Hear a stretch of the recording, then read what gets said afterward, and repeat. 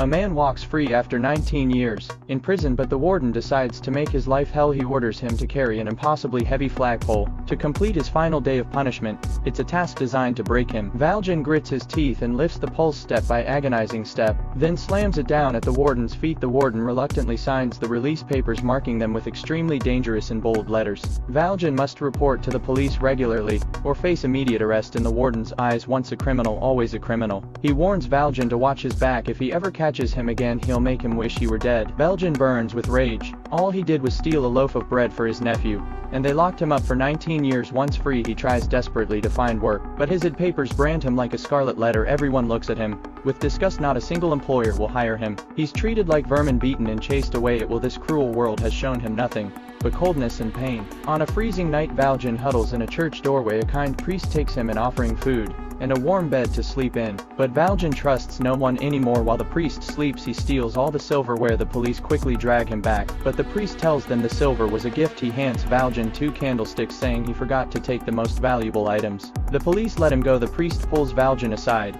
and says, "Consider this God's plan for you. You must use this silver to become an honest man." The priest's kindness transforms Valjean. His soul finds redemption. He lets go of his hatred for this unjust world. He swears before God to start fresh and live righteously. He tears up his criminal papers and begins a new life with a new identity. 8 years fly by under the king's tyranny. People struggle in poverty. Homeless souls wander every street. Valjean has used the silver to open a textile factory, hiring the poor and desperate. His generosity earns everyone's respect, and they elect him mayor. Unfortunately, Javert gets promoted and becomes the town's police chief.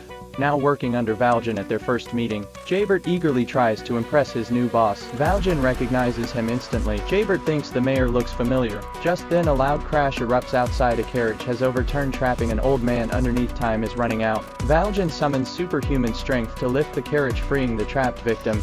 The feat triggers Javert's memory. Days later, Javert receives a reply from Paris headquarters. He'd written to report his suspicions about Valjean. The letter says, "The escaped convict has already been caught." Javert feels ashamed for doubting the mayor and goes to apologize. Valjean doesn't blame him, just tells him to focus on his work. After Javert leaves, Valjean faces an agonizing choice. If he stays silent, he remains the respected mayor, but an innocent man will go to prison simply for looking like him. As Valjean struggles with his decision, he sees the priest's candlesticks. Suddenly it all becomes clear. Hope is like this flame, meant to be passed on. If he doesn't speak up, that hope will eventually die. Without hesitation, Valjean rushes to the courthouse. He confesses everything before the judge, proving the other man's innocence.